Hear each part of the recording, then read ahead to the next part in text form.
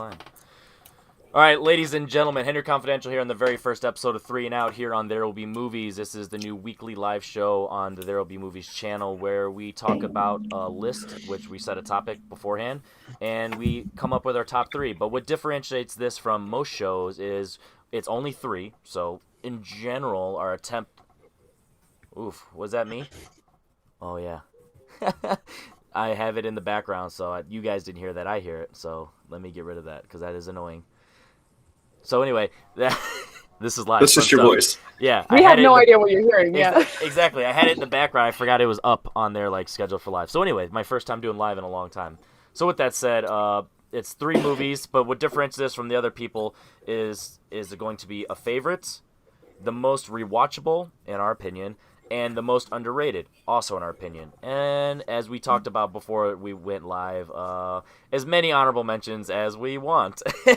And we're depending on how many you have, we might limit it to 2 minutes or less. So keep that in mind. But as of right now, I'm going to be generous, and we're going to do 3 minutes. Give or take. Obviously you don't have to. Don't look at your watch and be like, all right, and that was 3 minutes. So next movie. We'll see how it goes. So we don't need to do introductions because everyone knows people. Plus we're going to be doing this live show for a long time. You'll be able to talk about yourself. So I will go ahead and let Jen set the precedent on what we're going to talk about. So you can decide to pick your favorite, your underrated, or your most rewatchable single location movie, which we set the precedent of, obviously, that we didn't time it, but generally speaking, 75% of the movie in one location. So Jen, set the precedent on which movie you want to talk about first. I think I'm going to go right off the bat and go for what I think is the best, my favorite, just because this is the only one that I immediately locked in on, and I can move around with the other ones, but this is one because it's literally my number 2 movie of all time. When I thought one location, I wanted to really focus on a movie that really deals with that as a concept, and it's a big part of the plot and everything, and it's a big part of the set and production design, and that, for me, is encapsulated in Alfred Hitchcock's Rear Window. That is my number 2 movie of all time. My number 1 is Jaws, which technically might actually be able to argue that it was one location, but I thought that's not fair. But yeah, but Rear Window, I absolutely love. It is just a fantastic thriller. When I hear the word thriller, that's where I go to in my mind. It's fantastic performances by Jimmy Stewart, always a classic, and Grace Kelly is one of the more interesting Hitchcockian women, I think, for his filmography. He's kind of had a shaky past with how he deals with women, but for this one, it's a nice progression throughout, and it really just sets the tone for the entire story, that it is set in one location, and it's a fantastic set as well, because you get these nice little glimpses into other people's lives, and that drives the story along for the actual murder plot, but also you get these nice little slice of life pieces for the other neighbors that you get to see through the window. And I think it's just a really cool thing to feel, because I think over the past year, I think a lot of people probably felt this one way or another. So at some point, there is a bit of voyeurism kind of living through that inner workings there. But yeah, it's just a fantastic movie. I think everyone's probably familiar with it. If you haven't watched it, this would be the one Hitchcock movie that I would recommend being if you've never tried it before. Absolutely. This is an easy one to jump into. I also think it's very rewatchable. But yeah, for me, it is my favorite. There was no doubt in my mind that this wouldn't be the one that I picked. So yeah. There you go. And just because it's episode 1, if anybody has it on their main list, they're allowed to talk about it. And if they want to chime in, they can bring it up in the honorable mentions. But if not, we'll move on to Brian, and I'll let you pick whatever one you want to talk about. It can be your favorite, your most rewatchable, or your underrated. Wait, can I talk about Rear Window for a second? Is that okay? If you have something, anything different than what Jen said, because here's the one thing of why I'm setting this precedent. If you say pretty much anything that Jen just said, then you're never allowed back. No, I'm just kidding. But we're trying to avoid at that point. And Brian knows exactly what I'm talking about. So if you have anything different to say, go ahead. Rear Window would also be my favorite. I picked an alt because I thought someone might pick Rear Window. I love Rear Window. It's my favorite Hitchcock. I love Hitchcock. And so the thing about no one talks about in this movie is Jimmy Stewart's kind of a huge piece of shit in this movie, right? A little bit. He's an asshole, and it's Grace Kelly shows up in these amazing dresses, and she's so down to just be chill, and she's like, "Why are you trying to?" The whole time he's he's treating her as if she's hassling him or something. And I remember specifically there's one scene where he takes his shirt off and he's got like an old man bod. And I'm like, dude, what's going on here? So that's what I wanted to say about Rear Window, because I don't think Jimmy Stewart gets enough shit for kind of just being an asshole in that movie. Well, I'm glad you body shamed the first dad bod in movie history with Jimmy Stewart in Rear They Window. all Honestly, looked like like- that back then. That was not like that's par for the course. So yeah. No, absolutely, and it happened one night when he takes his shirt off. It's like he looks a little bit better, but it's still in that same vein. So I get what you mean. All right, Yeah. so I'm glad you were able to chime in a little. That's a Wait, good example of bringing up Can something we also? different. Would you also want to talk about how the Rear Window is like watching a movie, and how when Raymond Burr like stares right down the barrel of the camera, looking at Jimmy Stewart, and he's looking right at you. That's the moment in the movie for me where like my hair goes up. It's There- fantastic. Love that movie. There's That's all I definitely a wanted to lot- say. There you go. And we'll definitely get the gist of how to approach it. But yeah, in the future, if you have anything genuine you want to say like that, just go ahead and chime in. Don't have to ask. But there's no requirements of insert generic answer here. So anything else we want to add on for Rear Window? I agree. Actual- I also liked that movie. Yeah, I really liked the part where he took his shirt off and he had a dad bod as well. I do want to know when people will talk about the fact that it's just a ripoff of Disturbia. Just saying. I mean, it is a prequel. Yes, yeah. Jimmy There's The no Rihanna Twinkie song. Tower in Rear Window though, so like it's the superior. And we can agree that Jimmy Stewart is not me so horny. Brian, are you are you ready to talk about your first pick? Hey man, if Jimmy Stewart does it for you, good, more power to you. Yeah, let's. You know what? I think I'll stay in the favorite category for now. Okay. This isn't necessarily my number one favorite because one I've talked about a billion times and everything. But one of my favorites, One Location Movie, and I think is one of those, like she said, where the one location is really important to the whole feeling of the movie. Crimson Tide. Except for like a 10-minute prologue at the beginning, obviously this whole thing takes place on the submarine. There's nothing, you don't see anything of the outside world, and that's kind of the whole point. They're cut off from the world. They don't know what's going on out there. They lost, the communications. They don't know if they're supposed to launch or they're not supposed to launch, how they're supposed to act, and it's just a whole power struggle. And the fact this whole thing takes place in this one location, in this submarine, it's just the claustrophobia of this really confined quarters just really adds to the whole heightened tension of the thing. As the tempers escalate and as kind of the power struggle escalates, it just makes it more and more tense and more exciting. And I think the fact that they just did the whole thing in this one location without showing anything going on in the outside world really brought that to life. Yeah, so the only thing I will say about this is I chose the wrong submarine movie the other day. I watched Hunt for the Red October, and I didn't really like it as much. So I should have chose Crimson Tide because maybe I would have liked it. So I didn't have it. Oh, you on the haven't seen list it? here. Yeah, no, I have not seen it because I. Oh, chose the definitely wrong check it one. out. Definitely check that out. So I unfortunately, haven't seen it either. It's a Tony Scott movie, right? It's Tony Scott directed it. Yeah, I believe it was still produced by Bruckheimer too. But it's a great movie. It's probably, I think, the best submarine movie, and it's some of Denzel and Gene Hackman's best work. If you know anything about Brian, he is a Tony Scott fan, so there's no surprise Right. there that he enjoyed that one. Jake, let's go ahead and go on to your favorite and see what you think, because apparently we're just going to do favorites off the rip. He doesn't get to choose. Ha! This is this almost feels like cheating because I made sure to rewatch it, but I picked Unfaithfully Yours, the 1948 Preston Sturges movie, which basically takes place inside of an Thank God we apartment brought for- you onto this panel. Anyone seen it? No? I have not seen I that. have not. I've only seen a couple Preston Sturges, and that's not one of them. Yeah, indulge Oh, us. okay. So, Preston Sturges, this is basically at the height of his career, and after this, it's all downhill because people really didn't like this movie at the time.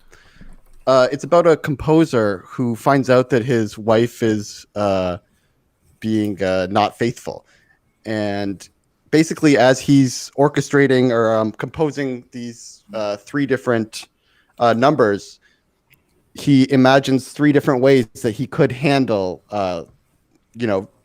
this infidelity or whatever. Yes, you got it. So the first way that he imagines is this like perfect murder that he sets out perfectly and it falls into place perfectly, and he looks at the camera a few times, and it's so ridiculous how perfectly everything works out for him, and it's just a really funny movie. But then the second way is he accepts it and he writes her a check and says, go off and be happy. And then the third way, he plays the victim. So the thing that I think is really great about this movie is that it's Preston Sturges is always interested in like the difference between like empathy and actually experiencing something. Like if you watch Sullivan's Travels, that's kind of what that movie is about to me anyways.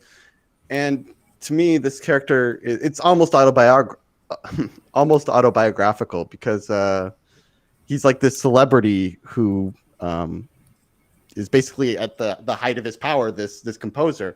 And it's about him imagining the inner lives of other people as he's doing this. And it's kind of about the artistic process and how it gets all mixed up with his toxic masculinity. There's a joke early on about his little wand, a sexual innuendo. Yeah, I think it's a really great movie. You've got to. That's pretty rough. Poor guy. What's pretty rough? Him and his little wand. Poor guy. You know what I mean? And he's just. Getting... Oh no, like his magic little wand. Yes. Yeah. That didn't change it. Nope. More impressive though. We're still saying little in that description. So poor guy. Henry's got a dirty mind. Just deal with it. Yeah, but it was intended to be dirty, but it was a compliment to him. It was like, oh, you're great with that little wand. Like his wife is telling him how awesome he is or whatever. And it reminds me of this. It reminds me of this.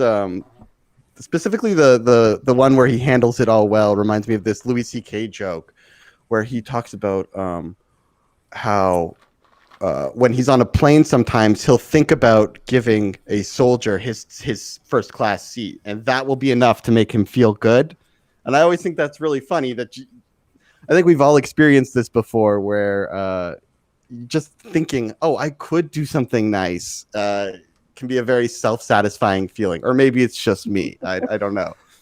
The whole movie is hilarious. It's like a Looney Tunes cartoon, and it could only be made by a writer and a director because it's all edited to music. It's really something. You got to see it.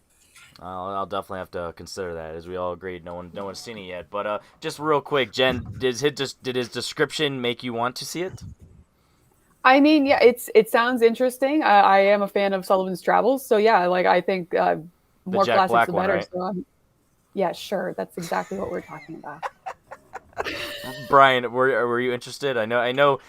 Based on I your already had my experience, watch list actually. I would say based on your As- experience as at we're Top talking. 100, you heard penis or wand, I should say, and you were like, I'm all in. No, you're thinking of Ethan. That's Ethan. Ethan, if you watch this, you better check that out, or maybe it's in the rest of your Top 100. We haven't gotten there yet. So we'll go on to my favorite, and we'll work on that, Jake. We'll go on to my favorite, and No, it's working. I think it's working. I'm gonna go the Jen route, and I just cannot not go my favorite of the bunch when I think of single location. And aside from the beginning of the movie and technically the last like 5 seconds, 12 Angry Men is a movie where that room with the tension that builds up, you have the heat. I think the elements of the room itself is what really makes the quote unquote single location stand out and really like it's memorable for that. Especially the scene towards the end, the later half when they finally turn the lights on and the fans on. They're like, oh my god, that's all we needed to do was just flip the switch. And like I'm pretty sure we've all been there at some point in our life where we just didn't flip the switch and to get the fan on and we're just so hot. And obviously tensions are rising just because the difference in opinions and mindsets at the time, but the heat just adds to it. You know what I mean? Like if you watch like Do the Right Thing or other movies where heat comes into play, it just makes people more angry naturally. So with this one, you have the guy going for the baseball game, so he just wants to get out of there. So he's like, everyone said guilty, boom, guilty. Like, he's not even listening to what they're saying. You got a guy trying to talk about his salesman stuff, and then you have the racist old man, you have the bitter old man with his son, which we find out later. Like, there's so many underlying things, and then you have Henry Fonda where he's just like, I just want to talk about it. You know what I mean?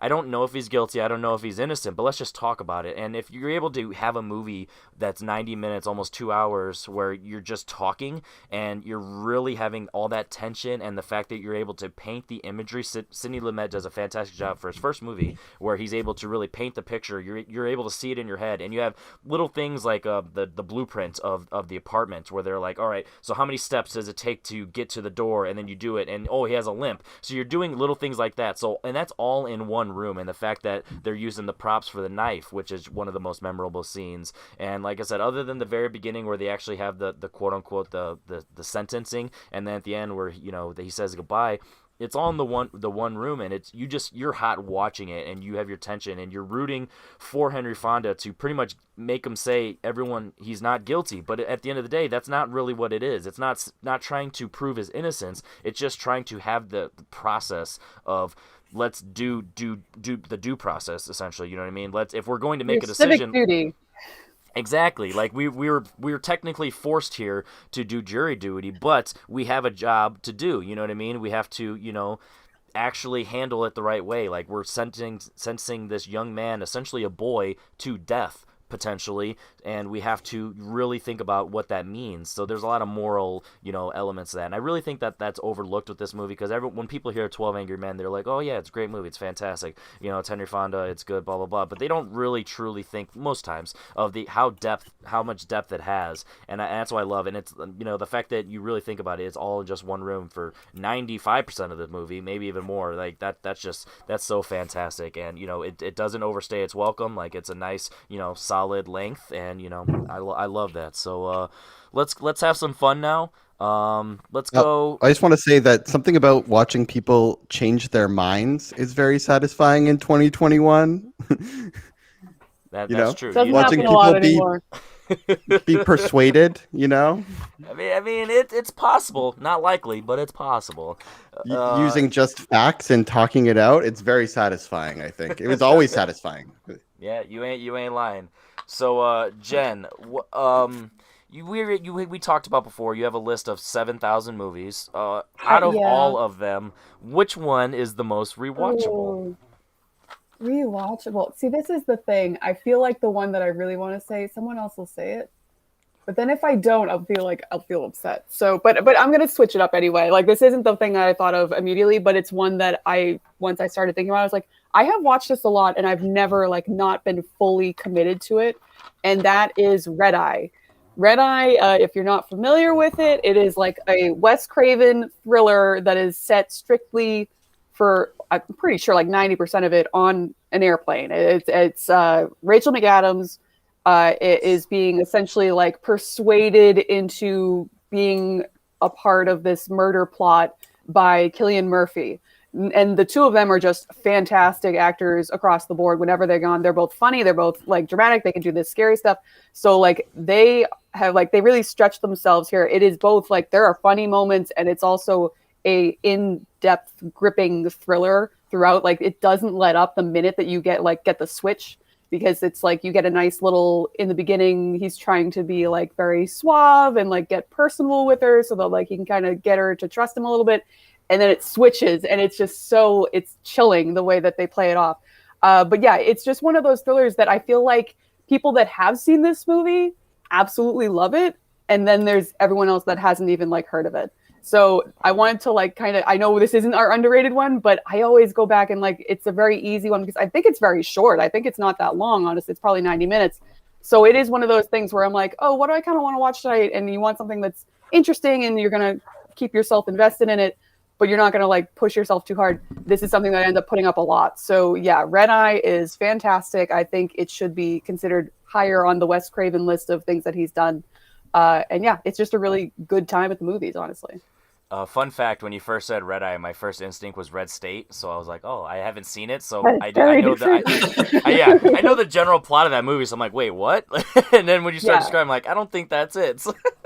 And Yeah, it's cool it's because only it does 85 play minutes. with the 85 minutes. Yeah, exactly. So it really plays with the idea of the one location because you're really stuck on one airplane. It's like, how many different ways can we go about trying to like prolong this tension of being able to place a phone call essentially while still like having to deal with multiple pieces of the airplane and the different passengers on it. So it's like, it's cool. It's like you get a little bit of atmospheric stuff, but you also get a couple of little jaunty little characters as well. So it's fun.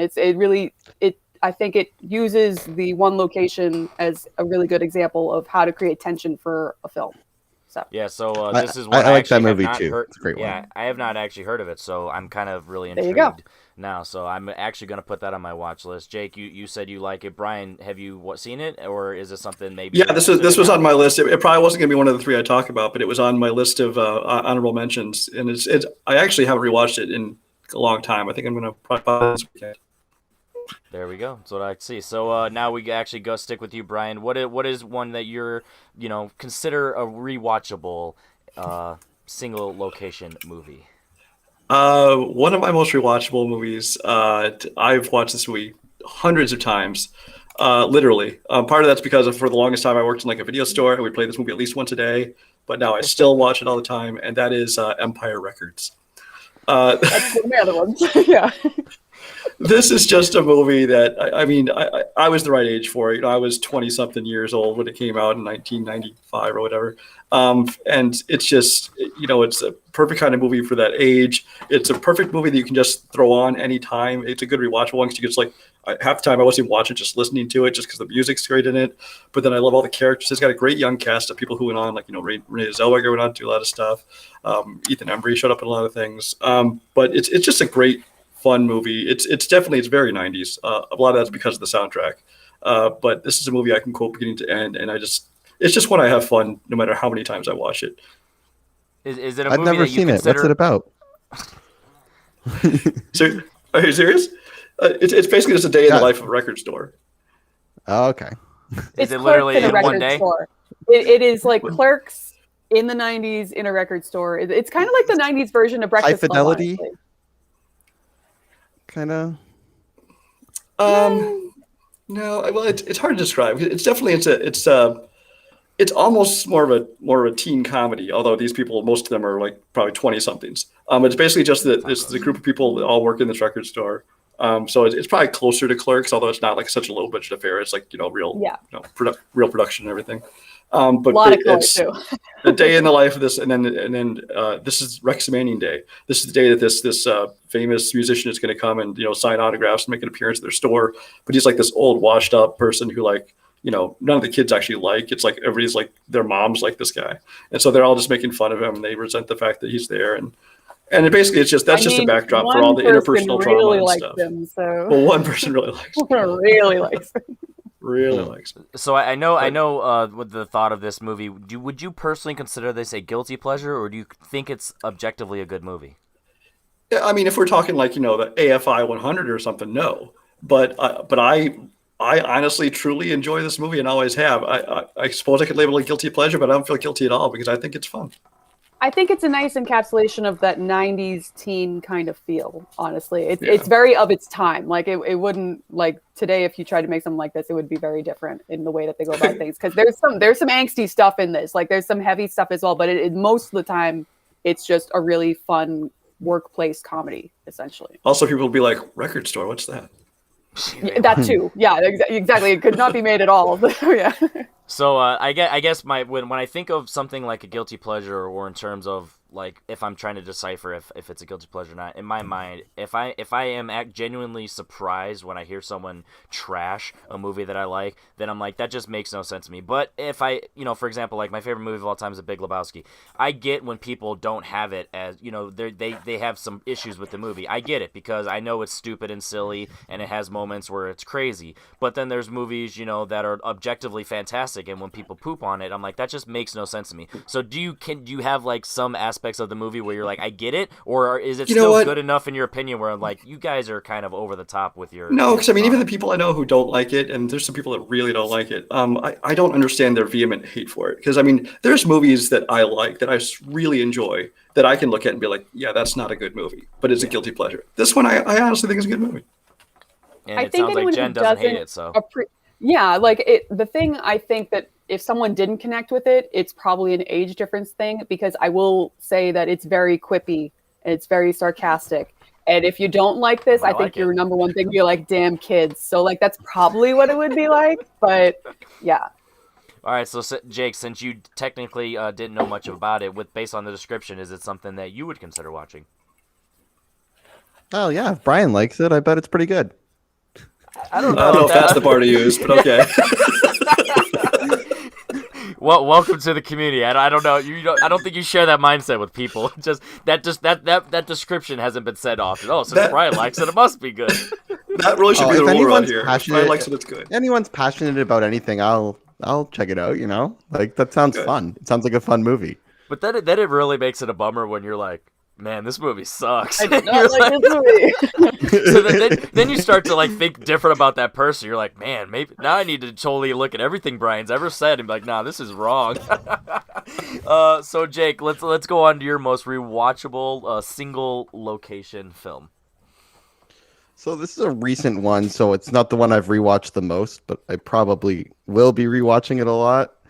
I put down Crawl as my rewatchable. Oh, Does everyone here that's a seen good Crawl? one. Good call. I did not think of that, but that's excellent. Would you say it was a So- good crawl? I'm just kidding, guys. Don't kick me out of my own show. So like Crawl is it's like a middle budget horror movie, which immediately I just love those things. Like and it's a creature feature. I put it in the category of The Shallows and The Gray, where it's like this kind of between like $8 and $25 million budget horror movie where the CGI looks great and the tension is just constantly rising. Wait, those alligators the thing- weren't real? the thing that I love most about this movie though is how it doles out the rising tension, because immediately the movie starts and there's a hurricane and the hurricane looks horrifying right away. Like you're already right in it, right? Okay. Then there's one alligator. And you're like, oh fuck, there's one alligator. Like, what are they gonna do? This alligator, how are you gonna get by this alligator? Psych, there's two alligators. You know? Right? Two. Okay. Oh wait, there's more. right. So just as the movie, it starts to let the air out of the tension, the air out of the balloon, and it starts to let you relax a little bit. It shows you these people, these comic relief characters raiding a convenience store, and then you slowly see them start to get picked off, and you're like, okay, what the hell is going on here, right? Okay. Next, you see a rescue team show up. That's when shit hits the fan. That's when there's like 500 alligators all over the place. The movie reveals itself to be a much more ridiculous movie than you initially thought, and it is very exciting. See, I think that all creature features tend to have that last like 10 to 15 minutes like Jaws, where things kind of have to get ridiculous because that's the only way to go. That's the only place to go from where the movie has been. And I think it's kind of built into Crawl it's almost a twist that the movie is so ridiculous. I love it. Yeah, so this is one where technically it's the single location's a neighborhood, but it's like that it's all like because it's confined No, it's mostly by a bait. Yeah, but it's It's still, mostly still, under it's, their yeah. house, though.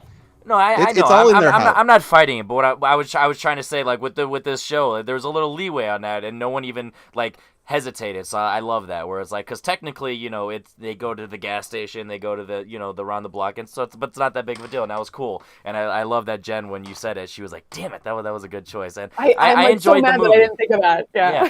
I enjoyed that movie, and the director, I don't know how to say his name, but he's got another movie coming Alexander out. Aja. Yeah, and he's got another movie coming out pretty soon. I'm pretty sure I just saw a trailer or something, or just came out or whatever, but looks all right. So, or no, it's a sci-fi movie, but that's neither here nor there.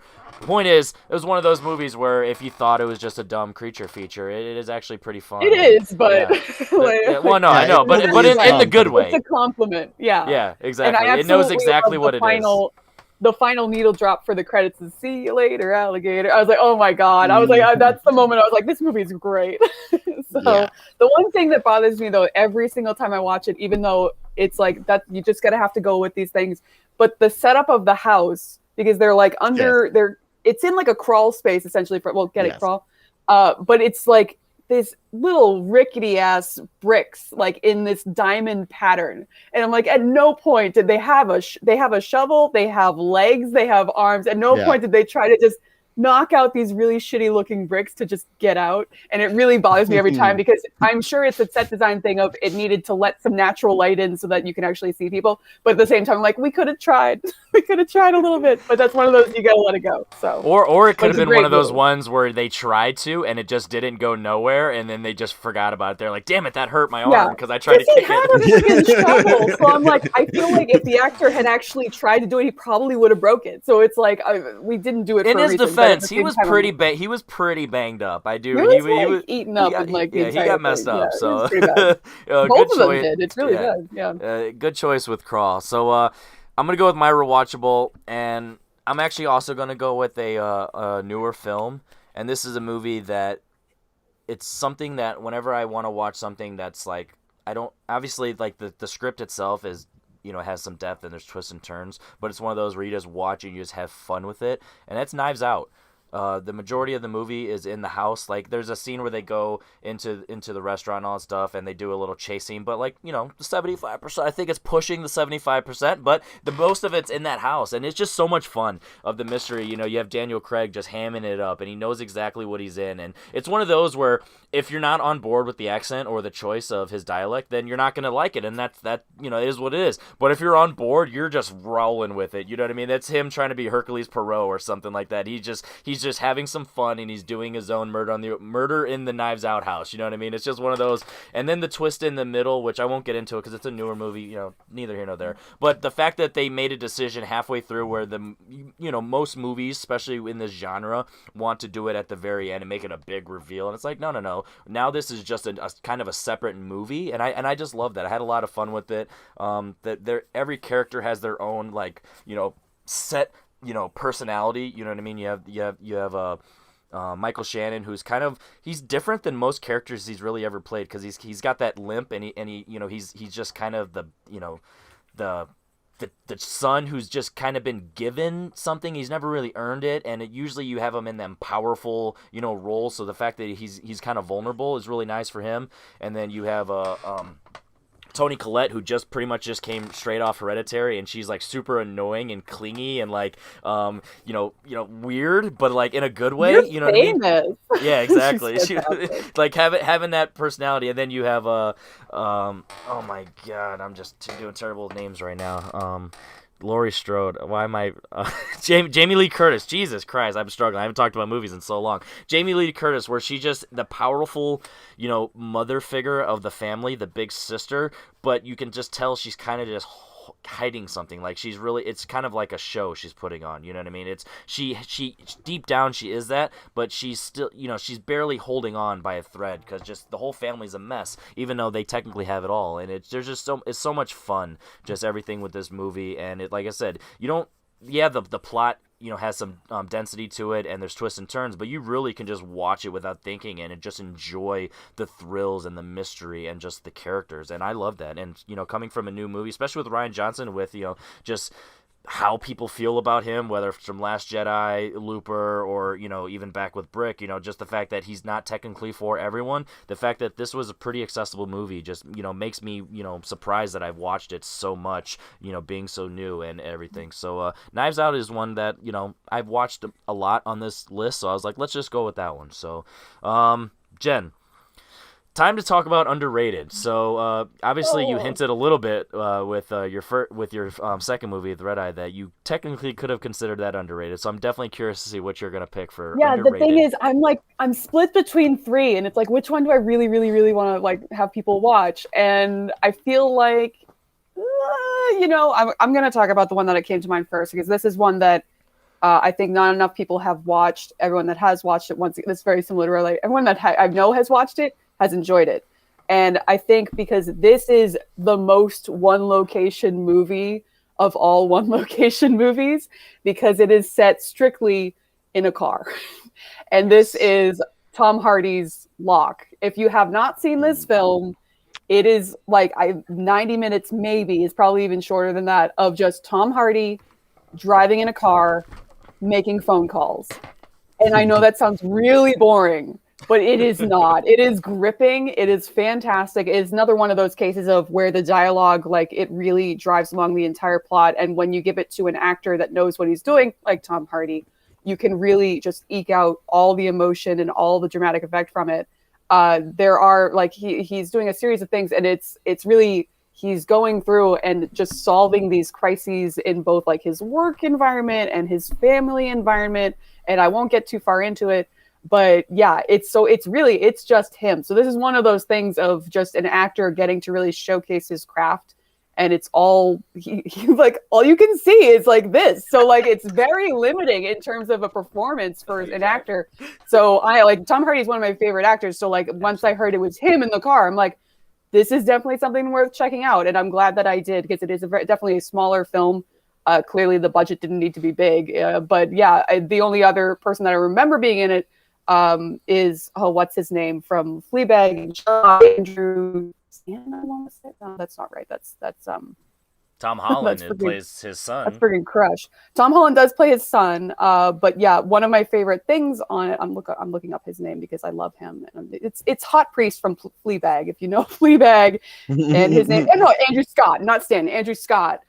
He is like his like secondhand man or whatever from work. So like, he has him like on the line every once in a while to like yelling at him and stuff. He's like yelling at him, but there's just one moment where he's like, "You need to go and get this thing," and he's like, "Okay, I'm running." He was drunk, so he just got done running. Yeah. He's like, "I'm doing it." Yeah. So like, it's just one of those things of like, there are funny moments in it, but it's also just tense throughout. And if I was going to pick one location film like this, I'd be remiss if I didn't mention this one, because I'm constantly trying to get people to watch this film. So yeah. And the one thing I'll say about this movie, if you haven't seen it, Tom Hardy has his British accent, and he actually talks with a normal voice the entire movie. So if you kind of have gone into the later, it's great. His handsome face and his full voice, like this is actual full Tom Hardy. You know what I mean? So yeah, this is a movie that is on my honorable mentions, and I'll talk about it later. But great choice. It's definitely my favorite movie about pouring concrete, for sure. Yeah.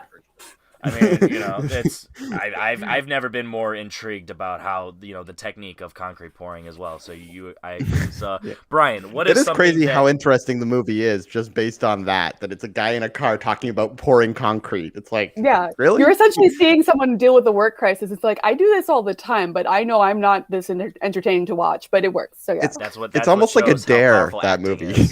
Yeah, it's like, can we get this to work? And like they've tried it, like it worked clearly. So like they've tried to do it a couple different times. Like Frank Grillo had something, I can't remember the name of it, but like a year ago or something. It's like The Driver or something like that. I don't know, but he tried. It was more actiony. It's something like, I'll look it up as we go to other things. But yeah, but they tried to do something else, and it's like, it's not quite the same. But it's clearly that's what they were going for. Hell yeah. So, Brian, what is something that you consider super underrated? Which is fun because you went with Empire Records as your most watched, which, you know, in the community technically could be underrated based on your description. So I definitely am curious what you're going to consider underrated. It could have been, but I've watched it so much it had to be my rewatchable one. I had a lot of them to consider for underrated. I decided to go with a Nicolas Cage movie from 1998 called Snake Eyes. This is a movie that not only takes place in one location, but it also movies I really love that take place in real time as well. So like the movie, like every minute of the movie is a minute of real time. And again, it kind of helps ratchet up the tension. Basically what the movie is about, if you haven't seen it, Nicolas Cage is like basically a corrupt cop. He's off duty though. He's at Atlantic City. There's this big boxing match happening in this giant arena. But he's there, and there's somebody gets shot, somebody gets murdered. It's like this assassination attempt.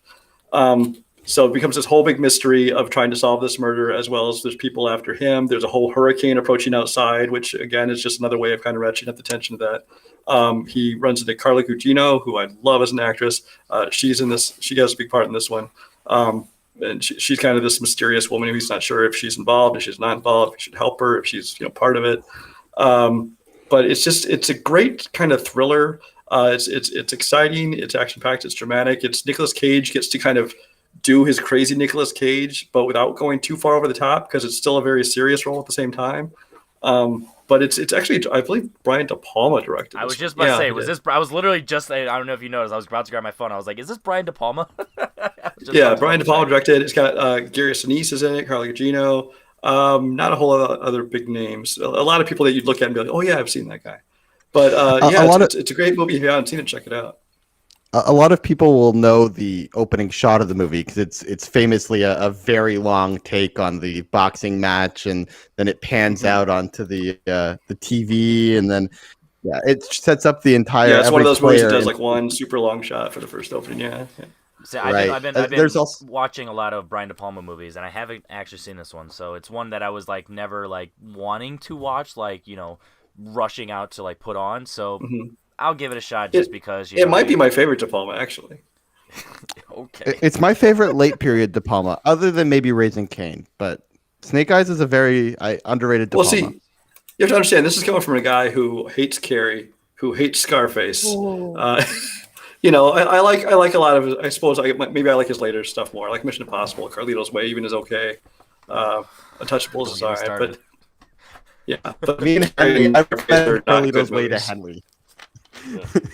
He was not happy about Carlito's Way. I was not. So right now, Brian De Palma is on my like middle areas because like Untouchables is like perfect and everything else is like so confused on how I feel about him. Jake, what is your most underrated single location film? I don't know if it's underrated, but it's definitely kind of been forgotten, maybe a little bit under discussed. It's definitely not talked about in the canon of great Stephen King films, but I picked 1408. Have everyone here seen 1408? Oh, I love that movie. Yeah. It's on my honorable mentions. Yep, right. It's not necessarily underrated. I think it has like a 78 on Rotten Tomatoes, so like that's around fair-ish for a horror movie. Not enough people have seen it, so we call it underrated. Yeah. Sure. I think it's one of Cusack's best performances.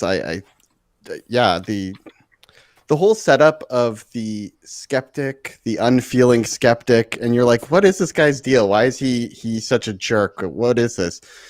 And the reveal later on in the movie that there's an emotional reason for why he's so disconnected and why he actually has a reason to want to believe in the supernatural. And I want the Samuel L. Jackson in it, the hype man. He's got to be the greatest hype man of all time. One of my favorite lines is he says, "That room is fucking evil." Like just like like that's perfect. Say no more. Like no one would go in there after he told you that. Few people could deliver that line the way that he does. Like he nails it when you believe him when he says that. And it's just a pinch of him too. They don't keep cutting back to him.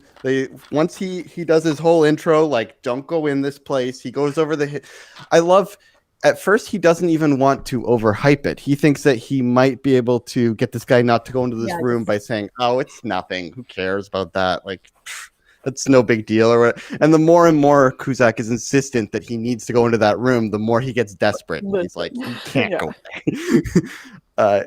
So I love that the room has like a personality in that and a character development too. So it's for a single location. The room is like this even more, I think, than The Shining, the Overlook Hotel. That room seems to have a personality where it's picking at him. It's are you afraid of heights? Are we going to get you with a slasher movie? Are we going to get you with a disaster movie? And ultimately, I think the room lands on mental illness and suicide as the way that it's going to take him out. And I love that it kind of backfires on the room. Right. And ends up backfiring, though, because it's like this almost Frank Capra-like thing where he's like, he learns about the existence of the afterlife, and that's cathartic for him. And I really just love the movie. I think it's very underrated. Yeah, it's one of those that I watched a long time ago, and I know, bits and pieces of it, so I get the general idea. But it's one that now that I'm becoming a horror fan, like, more in depth than I was back in the day, I've definitely been wanting to revisit. And Cusack's been one of those guys where it's like, I pretty much like everything he's in. I just have not seen his entire filmography. So, like, he's pretty good. Like, I just rewatched Con Air the other day, and I'm like, man, he's just so fun just doing his thing. He has a very interesting filmography because, like, he started in, like, the silly comedy stuff that he's embarrassed about now, which upsets me because I absolutely love Better Off Dead and he Right, absolutely hates it. right. But then he's made like a lot of like interesting choices into like these more dramatic but like tongue-in-cheek kind of thrillers, like almost like 1408 is kind of one of those, and like Grosse Point Blank and everything. So like he's done a lot of interesting stuff. But I actually miss John Cusack though, because unfortunately he's become one of those guys like Bruce Willis, who's just like done this never-ending train of direct to VOD crap movies. I'm like, come on, come back and make some real movies. Come on. Come on. Can I pull up John Cusack's filmography for a second? Because he probably has some hilarious titles here. Oh, I'm sure. These Chinese straight to video. 1 second. Yeah, I will say for Okay. 1408, I constantly I do the "I was out" thing. Like I use that line all the time. So yeah. It don't you love when there's a movie that you just have one or two things that One you say, random line you're, that you're like, I know I that technically that's what don't I'm consider doing. this a favorite, but I like, yeah, it's just one of those inside Yeah. jokes kind of, and I And of course, have fun nobody with else that. knows what you're talking about when you quote it. Cause No. They're like, do you have headphones in? Are you Well, on the he's- phone? Like, what are you yeah. yelling for? Like, Jen, this is a funeral. Stop yelling. I am out. Like, you know what I mean? Like, I calm was down. out. It wasn't me. Did you find any good titles, or am I gonna go to my rule? Oh yes, underrated? I have. Anyone heard of any of these? River Runs Red. Nope. Nope. Distorted. Probably a war film. Nope. Nope. Blood Money. I think I've seen that on I'm Netflix familiar, or but I feel like something, that's but yeah. probably been a couple of things. Honestly, Yeah. it's probably not his film. Yeah. Singularity. Nope. I Nope. have seen that one actually. Didn't he do Cellular? You Right, have. with Sam Jackson. I know. Oh, The Cell. He did the The Cell. Cell. The Cell. Or no, Cellular no, was just called very Cell. different Just called film, and that Cell. was awesome. It's just called Cellular Cell. is great. Yeah. Yeah. Okay. Yeah. The Cell is Jennifer Lopez movie. That's different. That'd be an interesting triple feature right there. The Cell, and Cellular. So yeah, John Cusack. That was a fun little conversation on him. That maybe one day we'll do a 3 and out on John Cusack movies. My most underrated. I'm going with a classic here, just because when you think of just in general the film community, a lot of people are big fans of 90s on. 80s has its own niche group, but in generally speaking, being a younger community, 2000s on really, but 90s has its moments. So I'm going with an early one, and everyone knows that I love Billy Wilder, and Stalag 17 is a film that when I saw it, it just hit me. You know what I mean? It's one of those movies that the fact that you can make a Nazi prison camp fun in a way. Like, it's not a depressing movie. It's got moments of tension and angst, but, it's not, depressing. You know what I mean? Like, it would be a weird double feature with, this and Life is Beautiful. You know what I mean? But different perspectives, you know what I mean? It just show, all the positivity that Life is Beautiful tries to represent. This has, the prisoner, it's this Shawshank meets Life is Beautiful, essentially. That's what this movie is. You know what I mean? There's a lot of fun with this, but there's the mystery of, what's going on, because, there's a mole within the prison camp of they're trying to figure out how they're going to escape. It's literally The Great Escape meets Life is Beautiful meets Shawshank. You know what I mean? It's so much fun. So a lot of people don't watch classics in general, but everyone knows that Billy Wilder is kind of popular within the film community, but I feel like this one's an underrated one. Even when I look at people's reviews of it, I feel like they didn't get kind of the concept of the mystery and the detectiveness, and William Holden's character where he's got that rough edge where he's playing it's kind of like when you watch a prison movie and you got someone who they're gonna stand up to everyone and they're just gonna be tough, and it's kind of it's a facade because they just don't want to get bullied or get beat up by the the rest of the prisoners, because they just have to have that thing. And I feel like that's what William Holden's doing. He's kind of showcasing he's got that hard edge. You know what I mean? And it's one of those things that towards the end you realize he really he was a good guy. You know what I mean? And throughout it's building up thinking that he may or may not be the mole itself, and obviously he's not. We're not even gonna worry about that spoiler, but he's not. But it's one of those things, the way it builds up, that you just want to follow him and you like him. But also he has that kind of what we were talking about with Jimmy Stewart earlier. He's kind of an asshole, but you kind of you understand why. He's got, like I said, you're all in a prison camp. You know what I mean? you have your life taken away from you, so, and you've done nothing wrong because you're soldiers. Whereas like in a prison movie, you can feel for them, but you can't feel 100% because you're like, they technically did something wrong. Where in this one, they're prisoners of war. So there's just so much fun to it, and it's got thrilling moments. They got the characters that the two buddies that are like kind of stupid, and they're just they try and think of the positive, everything positive they can. They're like, oh, think of the dance of the girls and all that stuff, and they have some fun with it. You can just relate to different characters within the movie, and it's one of those where when you think of Billy Wilder, you don't think of this movie. When you think of classics, you don't think of this movie. When you think of single locations, you don't think of this movie. So that's why I think it's underrated, because it's one of those where when you look at it's black and white, it's 50s. Honestly, the first time I tried to watch it, it just had like a slow opening just for the first 5 minutes, and the rest of the movie is just fun and thrilling. You know what I mean? So it's one of those that it takes us literally a couple minutes to get into it, and then it's just fun, kind of throughout. And the fact that they're able to kind of joke with the main the Nazi soldier who kind of like oversees their specific camp, and they kind of have a relationship back and forth. They're like, oh, you're my buddy, blah blah blah, and it's like, it's one of those things where it's like you have to have some levity to a situation, because other than that you're gonna like be depressed and stuff. And it's kind of like I said, it's like, it's not like how Life is Beautiful approached it, because it's one of those where it actually would be an interesting double feature just to show the different perspectives of that type of stuff. So Stalag 17 is a movie that I feel like is severely underrated in general for a classic, but also within the community of people who just don't watch classics. So this is a movie that I loved, and it just hit me right away. So does any of you Jen, have you seen, I know you like Wilder, we've talked for years, but I do love Wilder. 17? I actually have not seen this one yet. It's on my list, obviously, but yeah, they don't stream his shit very often, unfortunately. But yeah, I have not seen this one yet. Well, then that's a perfect example of why I say, because you definitely love Wilder and you haven't seen it. So yeah. It fits the bill, underrated. Brian, you're definitely a hit or miss when it comes to classics and like Wilder. Like, have you seen this, or the description intrigue you if you haven't? I have seen it. I honestly don't remember a whole lot about it. When I try and think about it, I keep blending in with Hogan's Heroes, so kind of throwing me off there. But yeah, I mean, you could also do a double feature with William Holden POW movies and throw Bridge in the River Kwai in there too. So. See, man, we call that a triple feature. A shout out to an old show that me and Jen tried to get off the ground. It just didn't quite get there. The show itself was great, but it doesn't always have legs. Jake, have you seen Stalag 17, and are you a Wilder fan, generally speaking? I haven't seen it, so I guess I can't call myself a Wilder fan, but I like the movies that I've seen. So, well, I recommend it. So I'm glad that it definitely. I will check that one out. You all made love a Holocaust comedy. I mean, hey, who doesn't? All right, so we're gonna go. Day the Clown Cried. We're gonna go into the honorable mentions portion. You guys, we were all like set of how we're gonna approach this. So just go ahead and list as many as you want to talk about, and either you can do one line. So here's how I'm approaching it, and you can approach it however you want, because we're almost at hour mark, so we're doing pretty good on time, generally speaking, for this type of show. So you can, if it's a popular movie, you can just pretty much mention it, maybe say one or two lines. If it's something you think's underrated and needs to either be described or kind of pitched to someone to watch, then go ahead. So use your own discretion. We'll see. So Jen, what are some of your honorable mentions for single location? You might want to go to me last, just because I have so many.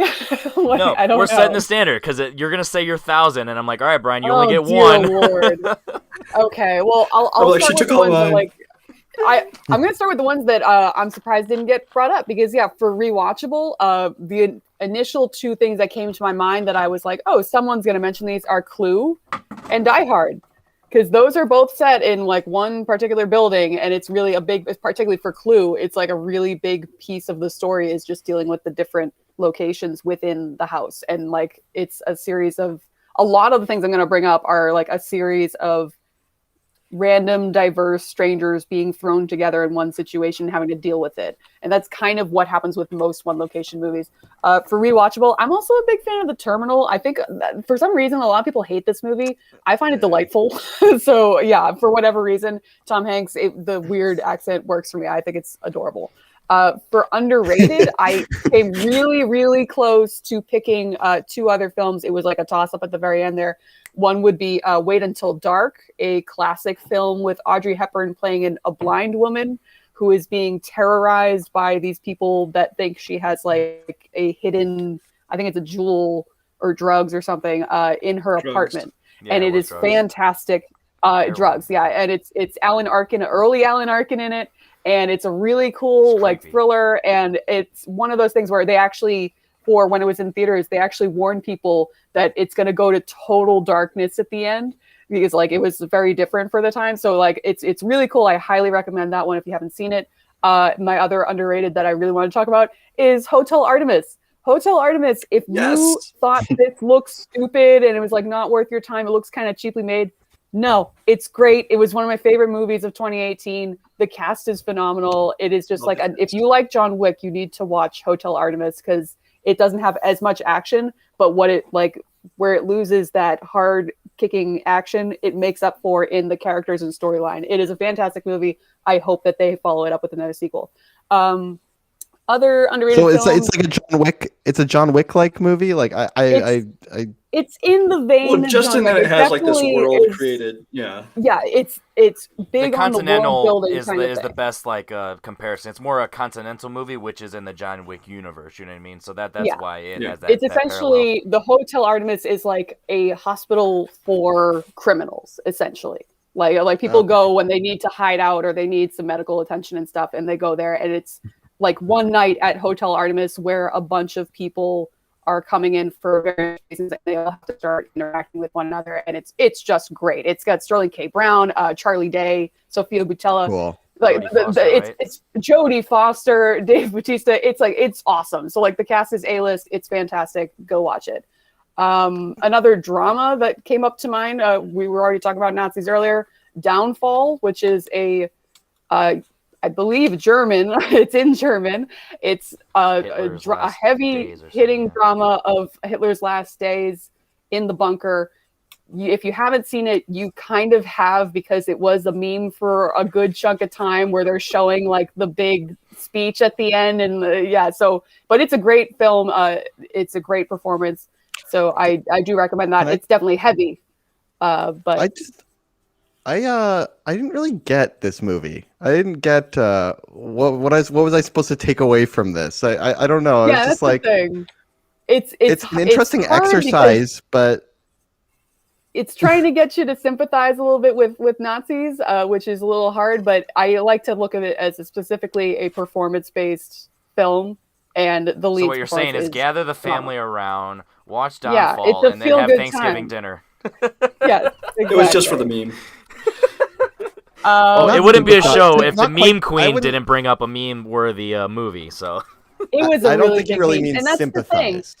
because that's why, not sympathize, but like just to look into that world, because you do see Different like the perspective. people that were pushing against him and everything in the end and everything. So it's like, what do you do when you're It's in that kind of situation? So it's a different mindset that I think hasn't been explored before, and that's why I think it's interesting. It's interesting to deflate Hitler, since he was so Yeah. into the propaganda of him being this stoic, powerful, infallible figure. And I guess there's something interesting about seeing him panic and freak out and recognized his doom. There's almost something cathartic about it that we never really got in real life. It's like, So was let's just Hitler dead? Like, let's double feature this with Jojo Rabbit, and we'll have some fun, and we'll see vulnerable Hitler. It's not the worst double Yeah. feature, but yeah, I consider it underrated because I think a lot of people saw that meme as like, oh, I saw the thing that's in the movie, and didn't bother to go or they're see like, the I saw film. Hitler, and I'm like, nah, I'm good. So, like, you yeah. had me at Hitler, but in the opposite, like, hard pass. So that's Any more? another. Oh dear lord! For other underrated movies, I would consider Moon underrated, even though I think a lot of people have come onto this now. Of Sam Rockwell. Sam Rockwell just having a really great time. It does have a person there that I don't want to talk about, but Sam Rockwell is always and forever a fantastic actor, and this is one of those situations where he actually gets to be both the lead and a dramatic role. So I'm always excited to see something happen for an actor that I like to see. Did Oblivion rip off Moon? They tried. It seems And like failed. it, right? A little when bit. I watched when the twist was revealed in Oblivion, I was like, where have I seen this before? I don't know. Yeah. Another underrated one that I would want to talk about. This one was stretching the one location, which is why I probably didn't talk about it too much. But J.A. Bayona, he made a horror film called The Orphanage, which is it is Spanish, but this is like it's literally set at an orphanage, and it's essentially a haunted house kind of film. But like if you've seen Fallen Kingdom, I'm not talking about the plot of Fallen Kingdom, but the directing style of Fallen Kingdom. He's really good at building the tension of things that are like behind and like waiting and sound. We all and know everything. Brian's seen Fallen Kingdom. Yeah, like, I know a lot of people hate Fallen Kingdom, but if you I like it a lot. like the directing style, then I would highly recommend going and checking out The Orphanage, because it is really like it's really chilling and it does a really good job of building up tension, and it has a really good ending that I will not ruin. But yeah, I don't want to go too far into it, but highly recommend it because I feel a lot of people haven't seen it because it's a foreign film. All right, Jen, I'm gonna give you one more. One more. warning. Jen. Okay. When- Oh no! But see, here's the thing. I just wanted to watch you panic. It worked. I know I have like 75 more. But the thing is, like, I actually, as I started reading things, I'm not going to go through them all, but yeah, as I started going through things, like, it started seeing these patterns of like, oh, one location movies tend to be like horror movies, which I won't even go into them because there's a ton of them. But also, as we talked about 12 Angry Men before, movies based on plays, like those tend to be the ones that work the best. Like we said, 12 Angry Men, Streetcar Named Desire, Arsenic and Old Lace, Cat on a Hot Tin Roof, Glengarry Glen Ross. Like these are all movies that are dialogue driven movies that the production design is just like there's no other way to shoot it. Honestly, you have to create a really elaborate set and you set there and let the actors play with it, so it's really fun. I mentioned Rear Window earlier. Hitchcock has a lot of them just himself. Lifeboat, Rope, and Island for Murder. Those are also great one location films. And yeah, there's a lot of thriller disaster films too. Brian's like, didn't he say one more? Identity, Phone Booth, Green Room. All right, Brian, you're up. You're up, Brian. Brian, What what? just said like 20 of them. Ex Machina, Key Largo, Passion of the Joan of Arc. Like, there's so many, guys. So like, there's plenty to choose from. And I think it's interesting that we didn't pick like multiple ones. Like, we had some that was like, oh, I was thinking about saying that one, but we didn't actually repeat. So that's good.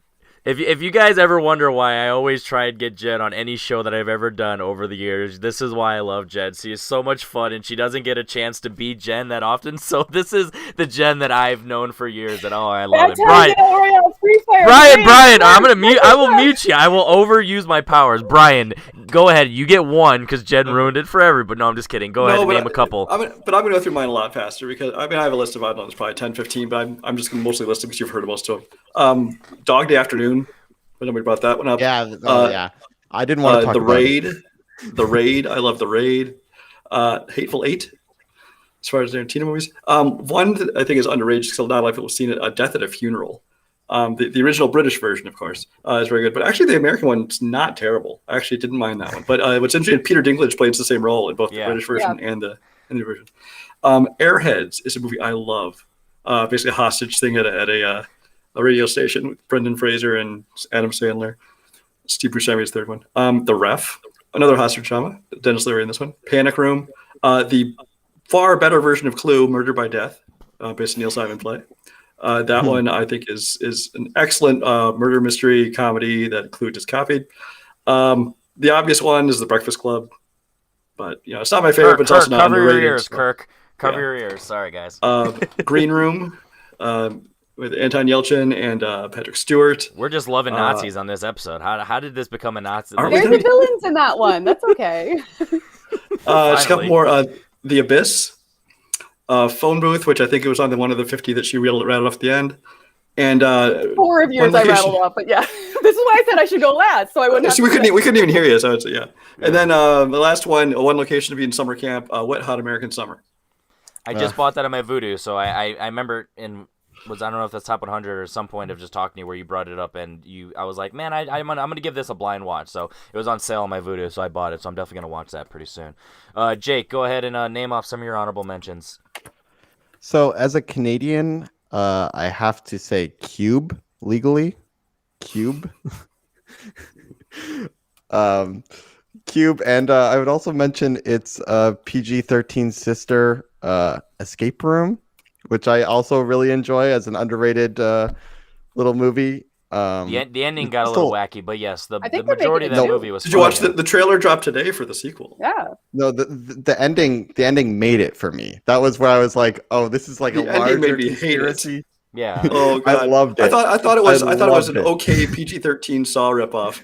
Yeah. until that last scene. I'm just like, oh please. It was Saw meets No, the Belko. that- It was Saw that meets is- the Belko experiment. I'm like, this isn't so bad, and then the Yeah. ending was like, ugh, it was just like bad as the Belko experiment. But the to me. the Like, sequel's I'm- called I'm in the Escape complete Room opposite. Tournament of Champions, and then the trailer, this guy even says, "What is this? Some kind of tournament of champions?" I'm like, I did see the trailer already. I am Oh, excited. God. I'm excited for Suicide this to Squad be- meets. he says it. He says it. It's almost like a PG-13 Final Destination where they can really get creative with this. So I'll show up to those. The audience was having a great time when I just walked in after I saw the movie that I went there. I went there to see Glass, and I just walked out and walked into the next screen and just sat there with a huge audience, and everyone was having a great time. And maybe that would have influenced it for me a little bit too. That's usually what happens to me after I've been drowned. Keep going. Another Canadian one, a glass joke. Pontypool. What'd you say, Pontypool?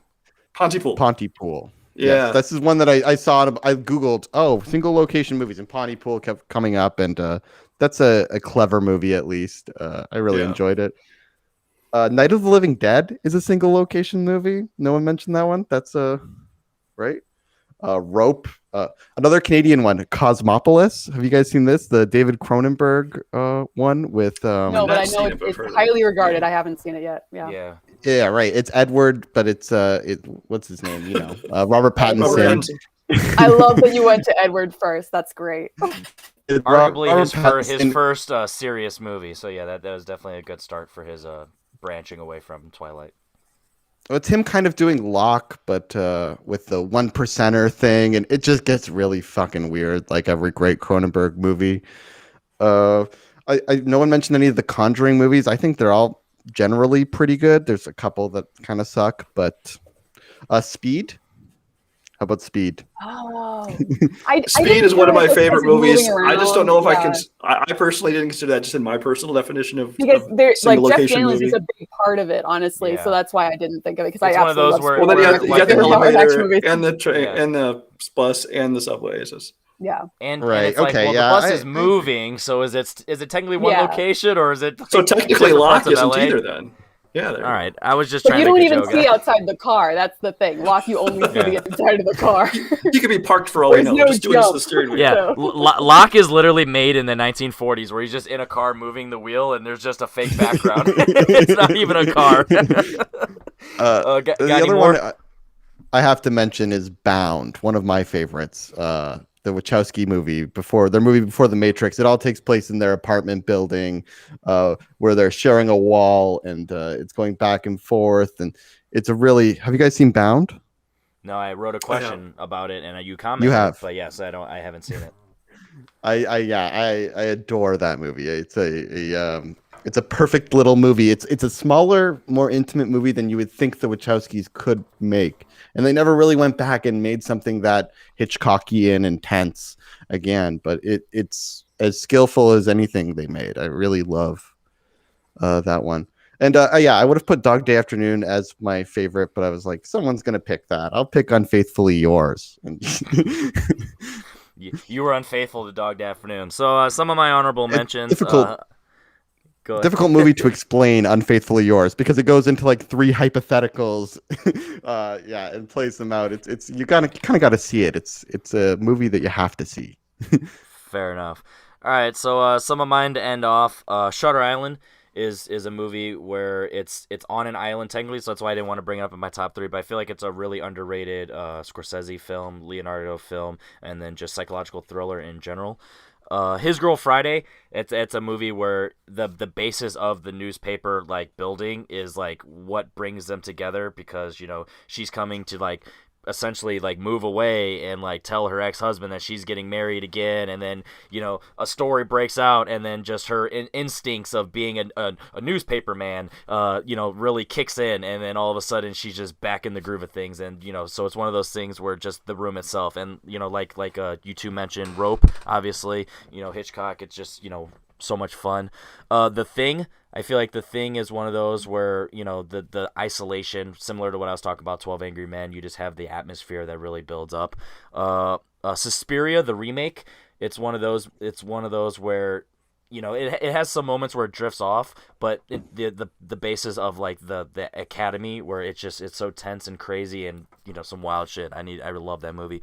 Split's a movie where it's it splits off into different locations, not really, so it's a lot of fun. The Odd Couple, the general basis is within the apartment, not the apartment, but their apartment, and it's a lot of fun. I did have Locke on my honorable mentions. The Hateful Eight. Free Fire is a movie that I love. It's so much fun.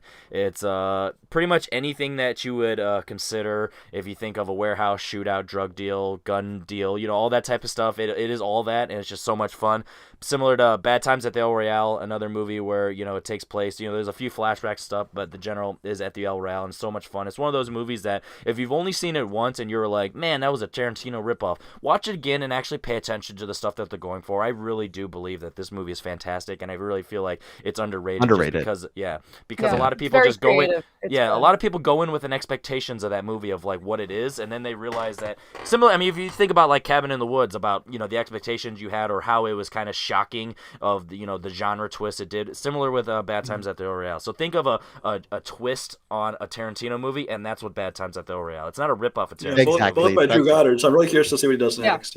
Yeah, exactly. That's kind of why I brought that up. Friday is one of my favorite movies. Everyone knows that. The general basis is on Craig's front steps, so and their neighborhood in general, so it's pretty much one location. So I didn't want to put it in my top 3 because they go to different places, but the majority of the movie is like in Craig's house, so I thought that was a lot of fun. Die Hard, obviously. Dog Day. The Shining I wanted to bring up because the actual similar like what I said about 12 Angry Men, the elements of The Overlook is a basis of the plot and just kind of the atmosphere, so I think that's a lot of fun. One that I this is probably my big one that no one thinks of as a single location, but Pan's Labyrinth is one where it's all at Capitan Vidal's house, and the actual like fantastic elements are at the house still on the premises, but it just branches off into fantasy areas. So technically it's all within there. The moment that you open up the existence of a fantasy world, they always feel so expansive to me. Exactly. So that's why I said it. I feel like that's an underrated concept of single location because it's all at the house. You know what I mean? So I think that's at that point, like I also thought of Room, which is very similar of like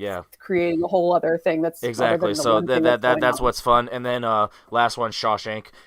It's the majority of the movie is at the Shawshank prison, but it does branch off into other places, so that's why I figured, and it's just been talked to death. It's one of my favorite movies of all time. I'll probably figure out another way to actually talk about it in depth, but for now, those are all my honorable mentions. So that was the first episode of 3 and Out. I feel like we did a pretty good job of talking about 7,000 movies, thanks to Jen, and we had some fun. So real quick, Jen, what were your thoughts on the show concept, the premise, and do you think that we executed well, or you think there's some stuff we need to prove on in the future?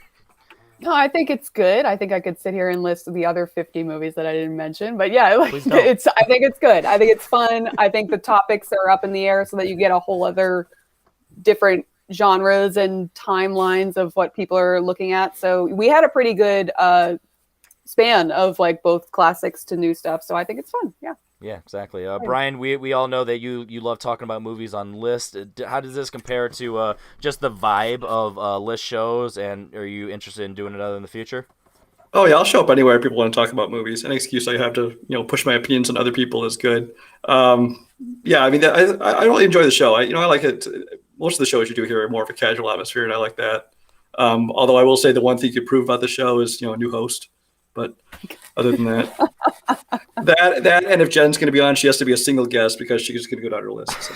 I said I should go last because then I wouldn't have to name things that people said. I'm literally going to do 4 cameras of Jen. We'll pre-record it, and I'll just have her talk at different angles, and I'll just edit it differently. So it's as if it's a new person. I'll just have her change shirts. Jake, this is...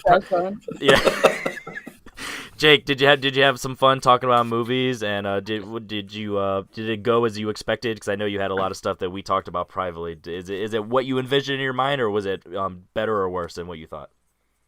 Oh, it was pretty good until you said Pan's Labyrinth was a single location movie, and then it just Oh my god! Oh my god! The whole premise of that movie is that there is 2 distinct worlds that she is crossing back and forth into. Yeah, in the backyard of the single location. But in general, did you have some fun today? Oh yeah, no, I'm just down to talk about movies. yeah, maybe there's even just talk more about them. No, all right. So I'm Henry Confidential. This is There'll Be Movies, the very first episode of 3 and Out. This was single location movies. If you made this far into the video on the rewatch, because we only had one viewer, it might have been probably one of us, to be honest, who just had in the background. But if you watch it on the rewatch, next week we're gonna do horror sequels. So we're definitely gonna figure out, have some fun with that. We talked about a lot of horror ones here, so they might even Halloween be 2 is a one location. they might just be one location. Might have some crossover. So with that being said, thank you very much for making this far into the video. If you have ended up watching it, if not, hey, we'll get it going in the future. So Henry Confidential, that is Jen Kemp, Brian Michaels, and Jake and Bake. We will all see you later.